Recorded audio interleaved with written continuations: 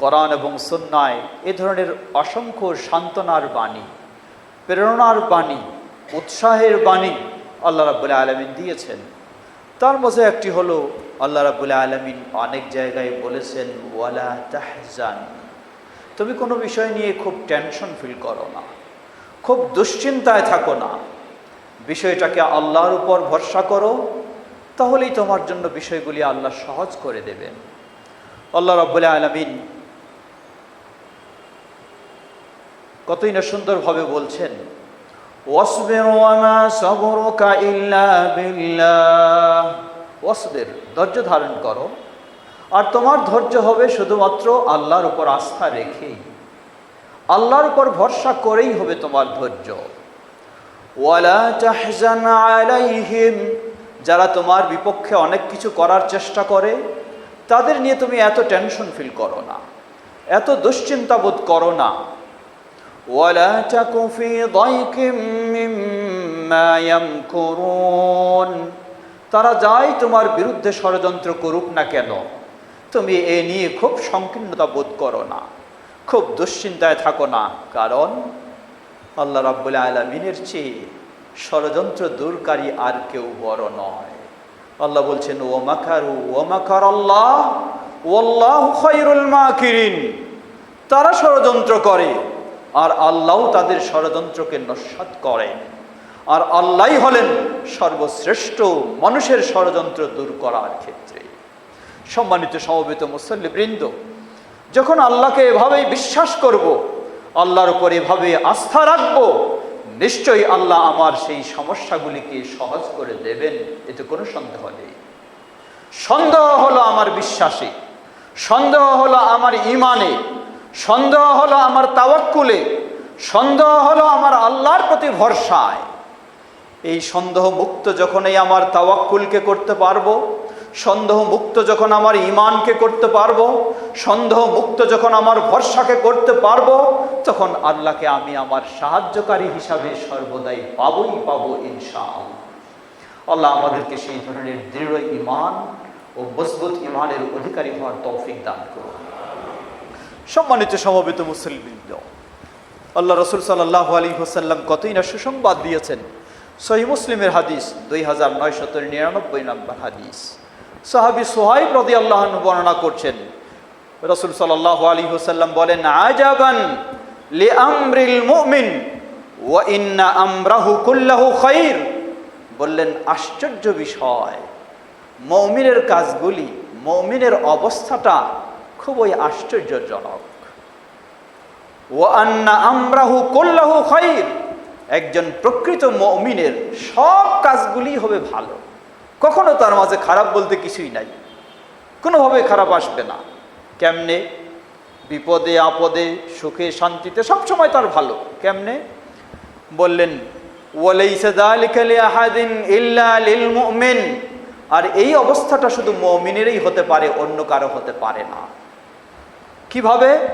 In আসাবাতহু সাররা শাকার, যদি কোনো মুমিন আল্লাহর সাহায্য পায়, সুখ স্বাচ্ছন্দ্য থাকে, ফাশাকার, সেই মুমিন এই সুখ শান্তির কারণে আল্লাহর শুকরিয়া আদায় করে, আল্লাহর কৃতজ্ঞতা প্রকাশ করে, ফাকানা খায়রুল্লাহ, অতএব এটা তার জন্য একটা কল্যাণকর বিষয় যে আল্লাহর কৃতজ্ঞতার মধ্যে রয়েছে।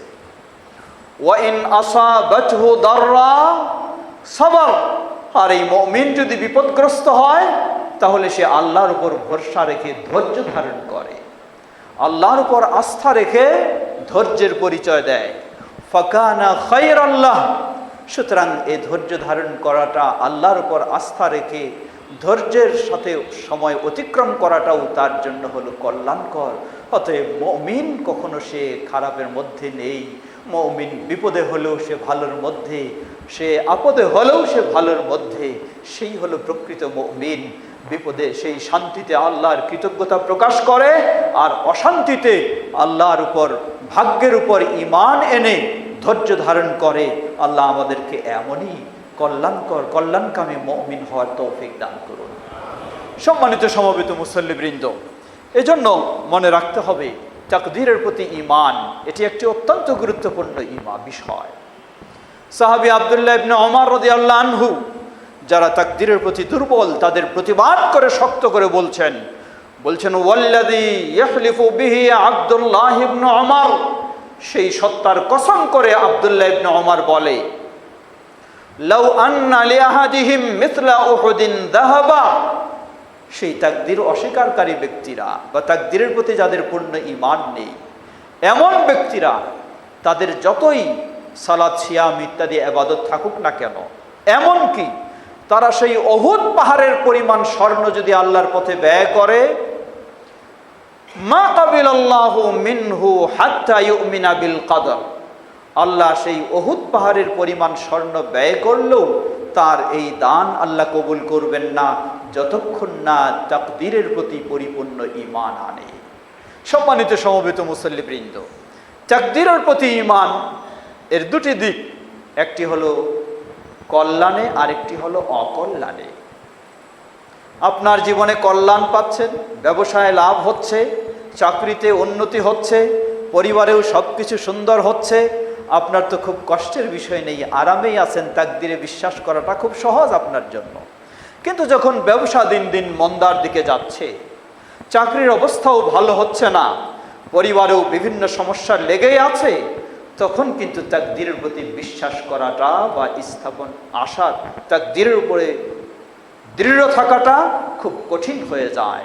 কারণ এই বিপদেই শয়তান আপনাকে বিভিন্ন রকমের ওয়াসওয়াসা দিয়ে আল্লাহর প্রতি আস্থা ভরসা থেকে আপনাকে দূরে সরায় নিতে চায়। সেই সময়, বিপদের সময় আল্লাহর প্রতি আস্থা রাখা, তাকদীরের উপর বিশ্বাস করা, সেটি হলো বড় বিষয়। সম্মানিত সমবেত মুসল্লিবৃন্দ, এজন্যই আল্লাহ সুবহানাহু ওয়া তাআলা কোরআনে, নবী সাল্লাল্লাহু আলাইহি ওয়াসাল্লাম তার সুন্নায় কতগুলি উপদেশ দিচ্ছেন। এই উপদেশগুলি আমাদের সবসময় মনে রাখা দরকার। অসংখ্য জায়গায় আল্লাহ উপদেশ দিলেন, ওয়ালা তাহজান, কোনো দুশ্চিন্তা বোধ করো না, আল্লাহর উপর ভরসা করো। দুশ্চিন্তায় কখনো মুক্তি নেই, দুশ্চিন্তায় নিজেকে আরো বিপদে ফেলে দেওয়া, নিজেকে আরো দুর্বল করে দেওয়া। সুতরাং দুশ্চিন্তা নয়, বিপদের সময় দুশ্চিন্তা মুক্ত হয়ে আল্লাহর উপর পরিপূর্ণ ভরসা রাখা, আস্থা করা, এবং ভরসার যে বিষয় সেটি হলো শরীয়ত সম্মত যা ব্যবস্থা নেওয়া, সেই ব্যবস্থা গ্রহণ করা। এটি হচ্ছে সফলতার এবং বিপদের সময় মুক্তির একটি অন্যতম পথ। এর অসংখ্য দৃষ্টান্ত আল্লাহ শুধু নির্দেশেই দেননি, বরং অতীতের সেই বিভিন্ন নবী রাসূল ও সৎ ব্যক্তিদের দৃষ্টান্ত আল্লাহ তুলে ধরে বলেছেন। লক্ষ্য করুন, নবী মুহাম্মদ সাল্লাল্লাহু আলাইহি ওয়াসাল্লাম মাতৃভূমিতে ছিলেন, তিনি সেখানে আল আমিন বলে সর্বশ্রেষ্ঠ ছিলেন, সম্মানিত ছিলেন। কিন্তু এই দিনের প্রতি দাওয়াত দেওয়ার কারণে, ইসলামের কথা বলার কারণে, একটাই কারণ শুধু, আল্লাহর প্রতি দাওয়াত দেওয়ার কারণেই শেষটায় তাকে মাতৃভূমি ত্যাগ করে মক্কা ছেড়ে মদিনার দিকে হিজরত করতে হলো। হিজরত করলেন সাহাবী আবু বকর সিদ্দিক রাদিয়াল্লাহু তাআলা আনহুকে সাথে নিয়ে। দুজন আশ্রয় নিলেন সেই পাহাড়ের গর্তে। আবু বকর সিদ্দিক রাদিয়াল্লাহু আনহু দেখছেন শত্রু যেন কাছে এসে গেছে, আশপাশে আনাগোনা করছে, মনে হয় তারা আমাদেরকে পেয়ে যাবে। রাসূল সাল্লাল্লাহু আলাইহি ওয়াসাল্লামের কাছে দুশ্চিন্তার বিষয় বললেন যে আমরা তো বড়ই টেনশনে রয়েছি, মনে হয় তাদের কাছে পাকড়াও হয়ে যাব। রাসূল সাল্লাল্লাহু আলাইহি ওয়াসাল্লাম বললেন, আল্লাহ রাব্বুল আলামিন যা তুলে ধরেছেন কোরআনুল কারীমে সূরা তাওবা 40 নম্বর আয়াতে আল্লাহ বলেন,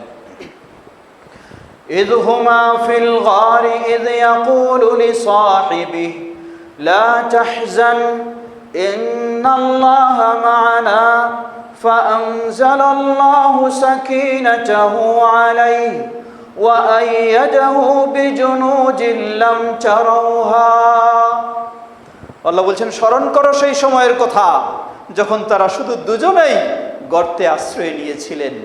কোনো বাহিনী ছিল না, কোনো র্যাব ছিল না, কোনো স্পেশাল বাহিনী ছিল না, তাদের প্রতিরক্ষাও কোনো সেখানে সৈন্য ছিল না, মাত্র দুজনেই তারা ছিলেন।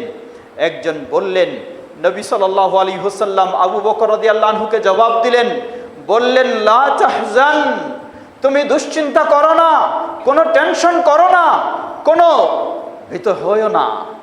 জেনে রাখো ইন্নাল্লাহা মা'ানা, আমাদের সাথে কেউ না থাকলেও রয়েছেন যিনি সর্বশক্তিশালী, সেই আল্লাহ সুবহানাহু ওয়া তাআলা তিনি আমাদের সাথে রয়েছেন। আবার আল্লাহ বললেন ফাআনজালাল্লাহু সাকিনাতাহু আলাইহি ওয়া আইয়াদাহু বিজুনুদিন লাম তারাউহা। তাদের এই দৃঢ় বিশ্বাস, আল্লাহর প্রতি এই আস্থা, আল্লাহর প্রতি এই ভরসা, আল্লাহর প্রতি এত মজবুত তাওয়াক্কুলের কারণে আল্লাহ রাব্বুল আলামিন তাদের প্রতি প্রশান্তি নাজিল করলেন। সুবহানাল্লাহ। শুধু প্রশান্তি নাজিলই নয়, ওয়া আইয়াদাহু বিজুনুদিন লাম তারাউহা, আল্লাহ রাব্বুল আলামিন তার এমন শক্তিশালী বাহিনী দিয়ে তাদেরকে সাহায্য করলেন যা তোমরা তোমাদের চোখ দিয়ে কেউ দেখলা না। সুবহানাল্লাহ।